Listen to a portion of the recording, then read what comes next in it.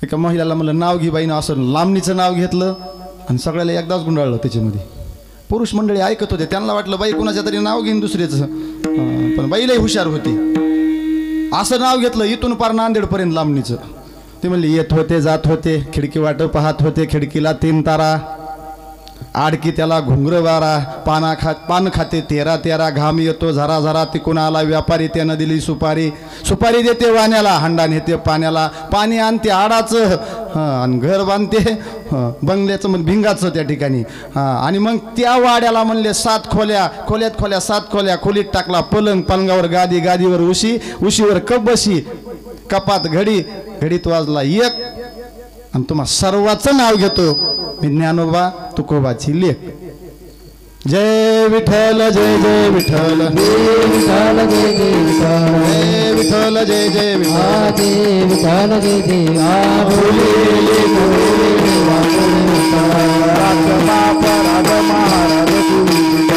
नाही चारिला अधिकार मी आपला,